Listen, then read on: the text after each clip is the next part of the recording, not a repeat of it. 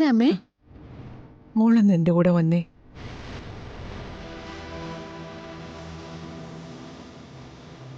മോളുവാ, അമ്മയ്ക്കൊരു കാര്യം പറയാനുണ്ട്. അമ്മ വിളിക്കുന്ന കേട്ടില്ലേ? ചെല്ല്. വാ മോളെ, വാ. ഞാൻ ഉടനെ വരാവേ.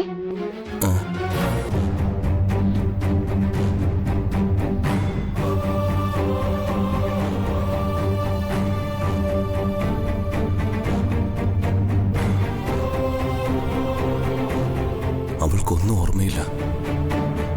അവളെ കുറ്റപ്പെടുത്താനോ വെറുക്കാനോ ആർക്കും കഴിയില്ല. പാവം ലക്ഷ്മി. ഈ വേദന കൂടി ഞാൻ അനുഭവിച്ചേ തീരൂ.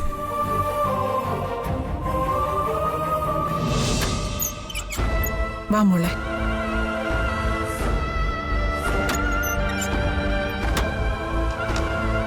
അല്ല, അമ്മ എന്തിനാ വാതിലടച്ചേ? അമ്മയ്ക്ക് മോളോട് കുറച്ച് കാര്യങ്ങൾ സംസാരിക്കാനുണ്ട്, അതിനാ കൂട്ടിക്കൊണ്ടുവന്നത്. അതൊക്കെ നമുക്ക് നാളെ സംസാരിക്കാമേ. ഇനി എന്നും ഞാനിവിടെ തന്നെ ഇല്ലേ? ഇപ്പൊ നേരം ഒരുപാടായി. സഞ്ജുട്ടന് ഉറക്കം വരുന്നുണ്ടാവും. എനിക്കും നല്ല തലവേദന എടുക്കുന്നു. ഞാൻ സഞ്ജുട്ടന്റെ അടുത്തേക്ക് പൊക്കോട്ടെ? മോളെ, അമ്മയ്ക്ക് പറയാനുള്ളത് നാളെ പറയേണ്ട കാര്യമല്ല, ഈ രാത്രി തന്നെ മോളെ അറിയിക്കേണ്ട കാര്യങ്ങളാ. മോളുടെ മനസ്സ് വായിക്കാൻ അമ്മയ്ക്ക് കഴിയും. അവന്റെ മുറിയിൽ നിന്ന് മോളെ ഇങ്ങോട്ട് കൊണ്ടുവരണമെന്നുണ്ടെങ്കിൽ അതിനൊരു കാരണം ഉണ്ടാവില്ലേ? മോള് വാ, ഇരിക്കും. എന്നിവിടെ ആർക്കും ഇഷ്ടമായില്ല അമ്മേ. ആർക്കും പെട്ടെന്നൊന്നും എന്നെ അംഗീകരിക്കാൻ കഴിയില്ല എന്ന് എനിക്കറിയാം. ഞാനൊരു നാട്ടിൻപുറത്തുകാരിയാ. എന്റെ ഗ്രാമം വിട്ട് ഞാൻ ഒരിടത്തും പോയിട്ടില്ല. സിറ്റിയിൽ ആദ്യമായിട്ട് അമ്മയെ ഞാൻ വരുന്നത്. സഞ്ജുവേട്ടന് മനസ്സലിവ് തോന്നിയ എന്റെ കഴുത്തിൽ താലി കെട്ടിയത്. എനിക്ക് നന്നായിട്ടറിയാം ഇതുപോലൊരു വലിയ വീട്ടിൽ വന്നു കയറേണ്ട പെണ്ണല്ല ഞാനെന്ന്. അങ്ങനെയൊന്നും അമ്മ കരുതുന്നില്ല മോളെ. നിനക്ക് പറയാൻ ഇഷ്ടമുള്ള ഒരു മുത്തശ്ശിയും നിന്നെ ഇഷ്ടമല്ലാത്ത കുറെ ബന്ധുക്കളും എങ്കിലും ഉണ്ട്. എന്നാ ആരും ഇല്ലാത്തവളായി ഈ വീട്ടിൽ വന്ന് കയറിയവളാ ഞാൻ. അത് വെച്ച് നോക്കുമ്പോ എന്നെക്കാളും എത്രയോ ഉയരത്തിലാ നീ. നിന്റെ വിശ്വാസം തകർത്ത് കളയാൻ എനിക്ക് കഴിയില്ല. എന്നെപ്പറ്റി ഒരു വിവരം അറിയാതെ മുത്തശ്ശി വിഷമിക്കുന്നുണ്ടാവും. മുത്തശ്ശിയുടെ മനസ്സ് വേദനിച്ച എന്റെ വലത് കണ്ണ് തുടിക്കും. ഒന്ന് വിളിച്ചു പറയാന്ന് വെച്ചാ കുഞ്ഞുട്ടേട്ടന്റെ നമ്പർ മനസ്സിൽ തെളിയുന്നുമില്ല. അമ്മയ്ക്ക് പെരുവണ്ണപുരത്ത് ദേവിയെ വിശ്വാസമല്ലേ? 2 ദിവസം കഴിഞ്ഞ് നമുക്ക് ക്ഷേത്രത്തിൽ പോയാലോ? എനിക്ക് മുത്തശ്ശിയും നന്ദൂട്ടനെയും കുഞ്ഞുട്ടേട്ടനെയും ഒക്കെ കാണാൻ പറ്റും. അതിനെന്താ, നമുക്ക് പോകാം മോളെ.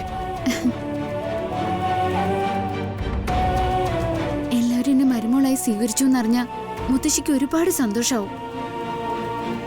ഈശ്വര, മരിച്ചുപോയ മുത്തശ്ശിയെ പറ്റിയാണല്ലോ ഇവള് പറയുന്നത്.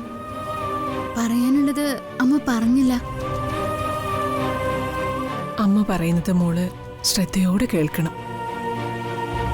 അന്ന് ഞങ്ങള് പെരുവണ്ണാപുരം ക്ഷേത്രത്തിൽ വന്നത് ജോത്സ്യൻ പറഞ്ഞ പ്രകാരം പൂജകൾ ചെയ്യാനാ. അവിടെ വെച്ച് ഞാൻ മോളെ കാണാനൂടെയായി. അതെന്റെ ഭാഗ്യമായി.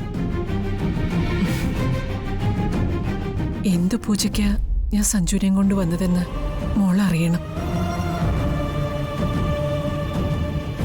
സഞ്ജുവിന്റെ പ്രാണഭീതി ഒഴിവാക്കാനുള്ള 21 ദിവസത്തെ പൂജയായിരുന്നു അത്. പ്രാണഭീതിയോ? അതെ മോളെ, അവന്റെ സമയം തീരെ ശരിയല്ല. അടിക്കടി പല അപകടങ്ങളും അവന്റെ നേരെ ഉണ്ടായി. ആയുസ്സിന്റെ ബലവും എന്റെ പ്രാർത്ഥനയുടെ ശക്തിയോ ഒക്കെ കൊണ്ട് അവൻ രക്ഷപ്പെട്ടത്. അങ്ങനെ ഞങ്ങൾ ശാസ്ത്രികളെ പോയി കണ്ടത്. സഞ്ജുവിന്റെ ജീവൻ ആപത്തിലാണെന്നും പൂജകൾ നടത്താനും ശാസ്ത്രികൾ പറഞ്ഞു. ശാസ്ത്രികളെ ക്ഷേത്രത്തിൽ വെച്ച് ഞാൻ കണ്ടിട്ടുണ്ടമ്മേ. കല്യാണത്തിന് അദ്ദേഹത്തെ ക്ഷണിക്കുകയും ചെയ്തു. അപ്പോ ശാസ്ത്രികളെ മോള് നേരത്തെ കണ്ടിട്ടുണ്ടോ? മുത്തശ്ശിയുടെ കൂടെയാ കണ്ടത്. ശാസ്ത്രികളെ സത്യം പറയൂ. ആ ക്ഷേത്രത്തിൽ പൂജകൾ നടത്തുന്ന കൂട്ടത്തിലാ സഞ്ജു നിന്റെ കഴുത്തിൽ താലി കെട്ടിയത്. എനിക്ക് തീരെ സുഖമില്ലാതിരുന്നപ്പോ ഞാൻ അന്നവനെ അങ്ങോട്ട് അയച്ചത്. അപ്പോ ദൈവം നിശ്ചയിച്ചത് നടന്നു. പൂജകൾ ക്ഷേത്രത്തിൽ നടന്നുകൊണ്ടിരിക്കുക. പൂജകളുടെ സമയം കഴിയാതെ നിങ്ങൾ ഒന്നിച്ച് ജീവിക്കാൻ പാടില്ല. നിന്നെ ഞാൻ എൻ്റെ മരുമകളായി പൂർണ്ണ മനസ്സോടെ അംഗീകരിച്ചതുകൊണ്ടാ നിലവിളക്ക് തന്ന് സ്വീകരിച്ചത്. എന്നും നീ എൻ്റെ മരുമകള് തന്നെയാ. പക്ഷേ സഞ്ജുവിനു വേണ്ടി പൂജ കഴിയുന്നത് വരെ അവന്റെ മുറിയിൽ ഉറങ്ങാൻ മോൾക്ക് കഴിയില്ല. അവന്റെ ജീവനല്ലേ മോളെ നമുക്ക് എന്തിനേക്കാളും വലുത്. അതുകൊണ്ട് മോള് കുറച്ചു ദിവസം കൂടി ഒന്ന് കാത്തിരിക്കണം. ഇത് പറയാന് മോളെ ഞാൻ ഇങ്ങോട്ട് കൂട്ടിക്കൊണ്ടു വന്നത്.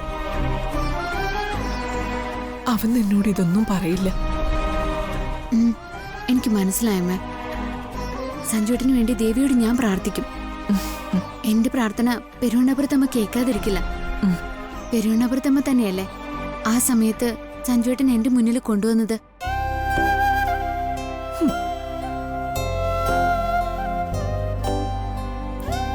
ദേവിയെ സാക്ഷിയാക്കി സഞ്ജുവേട്ടൻ കിട്ടിയത് ഈ താലി.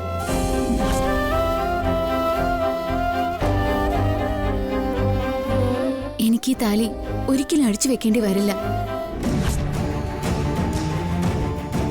എന്നും സഞ്ജുവേട്ടന്റെ ഭാര്യയായി ഞാൻ കൂടെയുണ്ടാവും.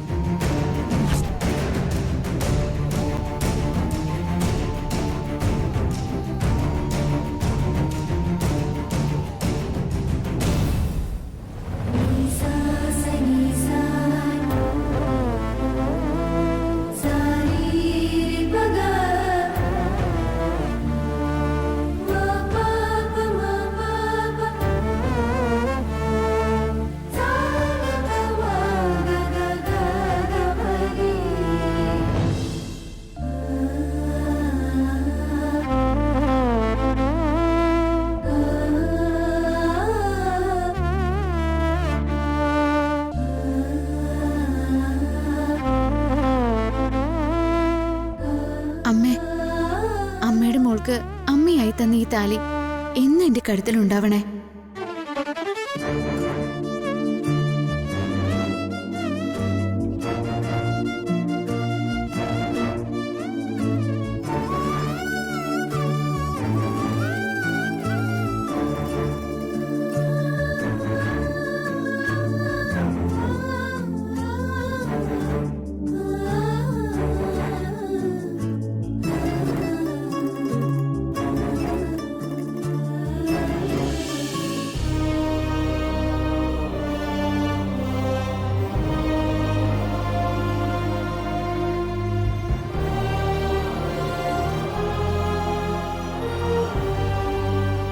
സഞ്ജു ഇങ്ങനെ ഇറിറ്റേറ്റ് ആവാതെ ദേഷ്യം വിട്ടൊന്ന് റിലാക്സ് ചെയ്യ് സഞ്ജു പ്ലീസ്. ഞാൻ ഇറിറ്റേറ്റഡ് ആയതൊന്നുമല്ല. അമ്മു നമുക്ക് വേണ്ടി ചെയ്തൊന്നും മറന്നു കളയാനും പറ്റില്ല. ഇന്നത്തെ ദിവസം അവളെ ഒന്ന് കൺട്രോൾ ചെയ്യാൻ പോലും ഇവിടെ ആർക്കും കഴിയാതെ പോയല്ലോ. അതാ എന്നെ ദേഷ്യം പിടിപ്പിച്ചത്. അത് സത്യമാ. സഞ്ജുന്റെ അമ്മയ്ക്കും കാവേരി ഇളയമ്മയ്ക്കും അമ്മുന്റെ ഭാഗത്തു നിന്ന് ഇങ്ങനെയൊക്കെ ഉണ്ടാവുമെന്ന് വ്യക്തമായിട്ട് അറിയാലോ. ഈ രാത്രി ഇങ്ങനെയൊക്കെ സംഭവിക്കുമെന്ന് അറിഞ്ഞു വെച്ചിട്ടല്ലേ അവരൊന്നും ചെയ്യാത്ത. അമ്മയ്ക്ക് അവളെ കൂട്ടിക്കൊണ്ടുപോകാൻ ഇപ്പൊ കഴിഞ്ഞല്ലോ. നേരത്തെ അതാവായിരുന്നു. ആരും അതിനത്ര വില കൽപ്പിക്കാത്തോണ്ടാണോ? കാവേരി ഇളയമ്മയും രാജുവും മൗനം പാലിക്കുന്ന എന്താന്ന് എനിക്ക് മനസ്സിലാവാത്ത. ദിനേശൻ ചെറിയച്ഛനെ ഇന്ന് കണ്ടതേയില്ല. എല്ലാവരും ഇതത്ര സീരിയസ് ആയിട്ട് എടുക്കാത്തയാണോ? അവർക്കൊക്കെ എന്ത് ചെയ്യാനാവും സ്വതി. കുറെ കാലം ഈ വീട്ടിൽ നിന്ന കുട്ടിയല്ലേ അമ്മു. അവളുടെ പ്രശ്നം മാറുന്നു തന്നെ നമുക്ക് കരുതാം. താൽക്കാലികമായ ഒരു ഓർമ്മക്കുറവ് മാത്രമായി മറ്റുള്ളവരെ പോലും നമുക്കും കരുതാം. ഇതിനെ രോഗമായിട്ട് കാണാനും പറ്റില്ല. മനസ്സിൽ നിന്ന് ഏകദേശം 1 വർഷത്തെ ഓർമ്മകളാ മാഞ്ഞുപോയെ. അത് തിരിച്ചു വരിക തന്നെ ചെയ്യും. പ്രഭയങ്ങൾ നിന്നോട് എന്താ പറഞ്ഞത്? നാളെ തന്നെ അമ്മനെ ഹോസ്പിറ്റലിൽ കാണിക്കാൻ അച്ഛൻ്റെ തീരുമാനം. അവൾ അവളുടെ കാര്യങ്ങള് അമ്മ നോക്കിക്കൊള്ളാന്ന് പറഞ്ഞിട്ടുണ്ട്. എന്തായാലും ഡോക്ടറിനെ ഒന്ന് കാണിക്കാം. ഞാനും അത് തന്നെയാ തീരുമാനിച്ചത്. നമ്മൾ എത്ര കാലമായി സ്വപ്നം കണ്ട നിമിഷങ്ങള് നിറമങ്ങിയ ചിത്രം പോലെ കടന്നു പോകുന്ന പുതിയൊരു ജീവിതത്തിലേക്ക് കാലെടുത്ത് വെച്ചെങ്കിലും പൂർണ്ണമായ അർത്ഥത്തിൽ അത് ഉൾക്കൊള്ളാൻ എനിക്ക് കഴിയുന്നില്ല.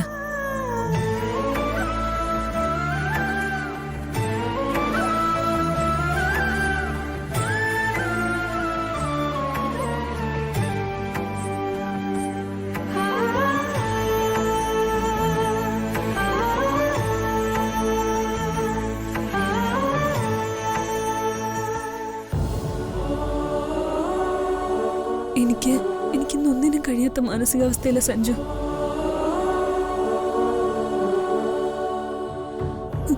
ഏത് നിമിഷം വേണമെങ്കിലും അമ്മ വന്ന് വാതിലിൽ തട്ടി വിളിക്കാം.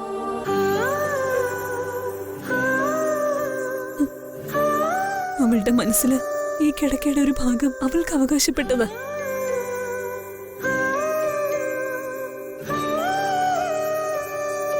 എത്രയും വേഗം അമ്മ പഴയ നിലയിൽ തിരിച്ചെത്തിയാൽ മതി.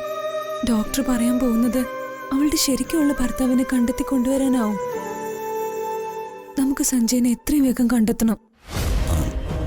അവൻ വിസിറ്റിങ്ങിന് ദുബായിലോ മറ്റോ പോയി നിന്നോട് പറഞ്ഞിരുന്നു. എന്തായാലും അവനെ തിരിച്ചു വിളിക്കണം. സഞ്ജയുടെ നമ്പർ സഞ്ജു എനിക്ക് തന്നാ മതി.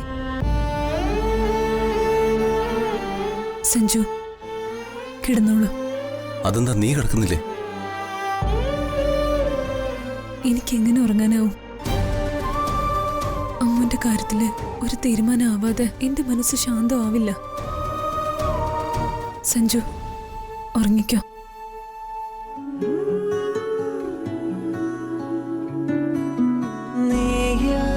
നേരം കാറ്റിന്റെ വാതിൽ ചാരാതെ പോകുന്നു. മാമ്പൂക്കൾ പൂക്ക നീഹാരം പെയ്യാരാവെന്തേ നീറുന്നു.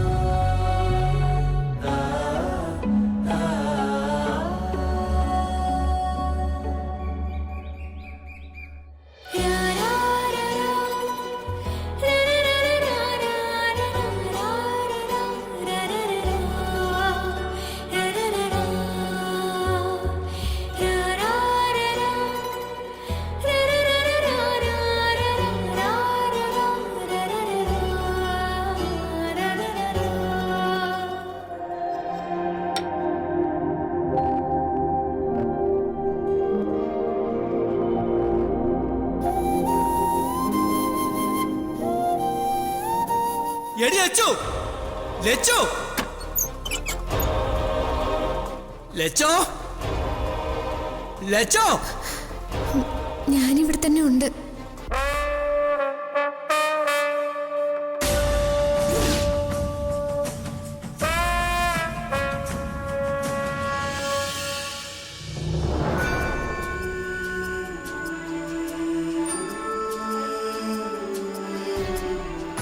എൻ്റെ പെരുവണ്ണാപുരത്തമ്മേ, എനിക്കിങ്ങനൊരു ഭാഗ്യം തന്നതിന് അമ്മയോട് ഞാൻ എങ്ങനെ നന്ദി പറയണ്ടേ? എല്ലാം അമ്മയുടെ നിശ്ചയം.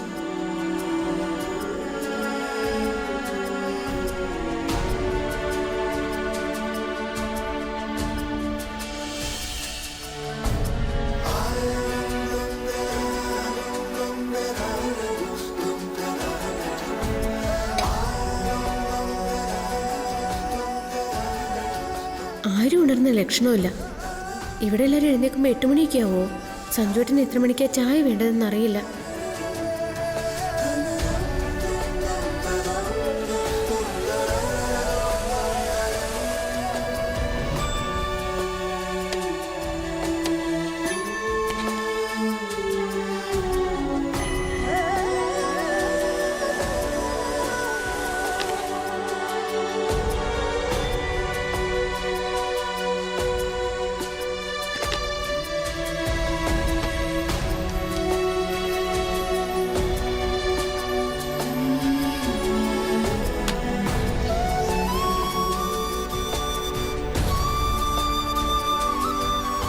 ലച്ചു നേരത്തെ ഉണർന്നോ? കുളിയും കഴിഞ്ഞല്ലോ. പിന്നെ എന്റെ വീട്ടിൽ ആദ്യം എഴുന്നേക്കുന്നത് ഞാനാ.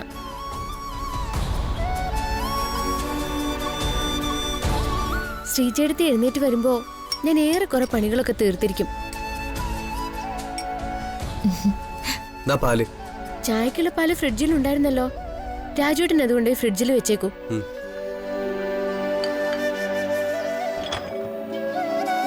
ഞങ്ങൾക്കില്ലേ ഒരു പശുവുണ്ട്. രാവിലെ ഞാൻ അതിനെ കറന്ന് ഗോപാലേട്ടന്റെ കടയിൽ കൊണ്ടുപോയി പാല് കൊടുക്കും. സൈക്കിളിലാ പോകുന്നത്. വേഗം തിരിച്ചെത്തണം. നരേന്ദ്രേട്ടനില്ലേ എന്നെ കണി കണ്ടാലേ കണ്ണു തുറക്കൂ.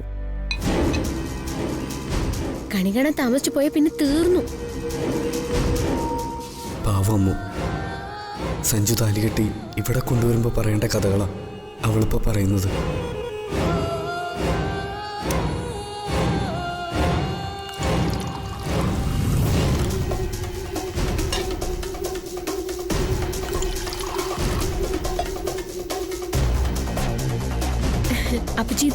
അപ്പച്ചി ഇത് ദിനേശൻ മാമനെ കൊണ്ടു കൊടുക്ക.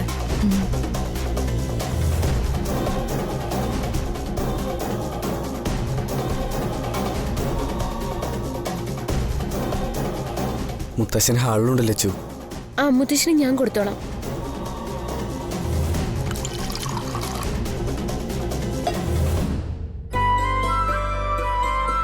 ലച്ചുവിന്റെ ചായ നന്നായിട്ടുണ്ട്.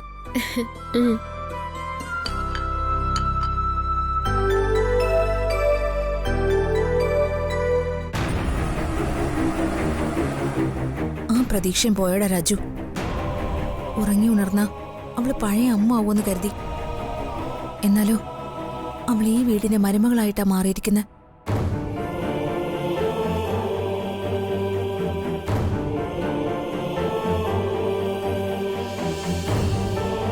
അമ്മൂനെ ഈ വീട്ടിൽ നിന്ന് ഇറക്കി വിടാൻ ദൈവം ആഗ്രഹിച്ചിട്ടില്ല. സത്യം അതാണ്. ആരും അത് മനസ്സിലാക്കുന്നുമില്ല. അറിവില്ലാത്ത ആളുകൾ വെറുതെ അവളെ കുറ്റപ്പെടുത്തുക.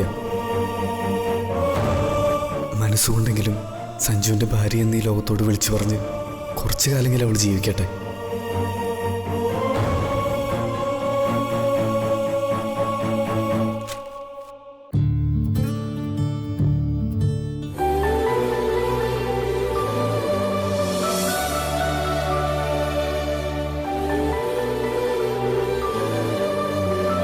മുത്തശ്ശ ചായ.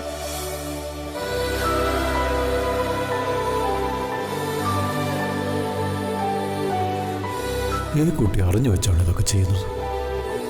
എനിക്കൊന്നും മനസ്സിലാകുന്നില്ല ദൈവമേ. മുത്തശ്ശൻ ചായ കുടിക്ക്. മുത്തശ്ശന് ചായയായിട്ട് മുറിയിലേക്ക് വരാനിരുന്നതാ ഞാൻ.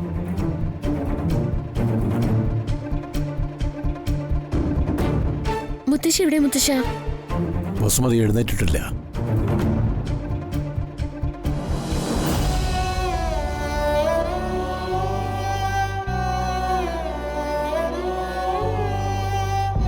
അയ്യോ, അമ്മയുടെ ചായ അടുക്കളയിൽ ഇരിക്കുക. ഞാൻ എടുത്തോളാം. ശരി.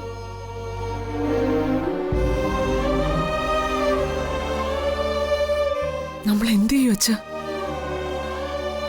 ഇന്നലെ ഞാൻ ഒരുപോലെ കണ്ണടച്ചിട്ടില്ല. ഇത് എവിടെ ചെന്ന് നിൽക്കുമെന്ന് എനിക്കറിയില്ല. ഇതൊരു അപകടം പിടിച്ച പോക്ക് തന്നെയാ. എത്രയും പെട്ടെന്ന് അവളെ ഓർമ്മകളിലേക്ക് തിരിച്ചു കൊണ്ടുവരണം. ഒരുപാട് പ്രശ്നങ്ങളും സംഘർഷങ്ങളും തരണം ചെയ്ത ശ്രീകുട്ടിയുടെയും സഞ്ജുവിന്റെയും വിവാഹം നടത്താനായത്.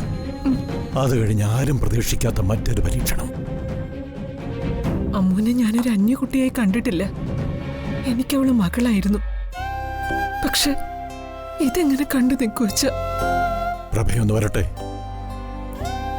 എന്നിട്ടൊരു തീരുമാനം എടുക്കാം. അമ്മുവിന്റെ കാര്യത്തിൽ പ്രഭയുടെ വാക്കുകൾക്ക് നമ്മൾ മുൻതൂക്കം കൊടുക്കേണ്ടത്.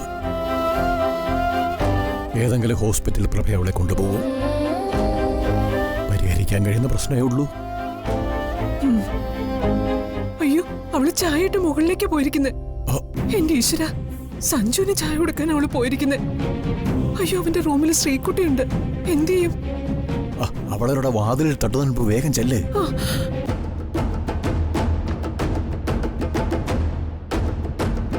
ഇനി എന്തൊക്കെ കാണണം ദൈവമേ.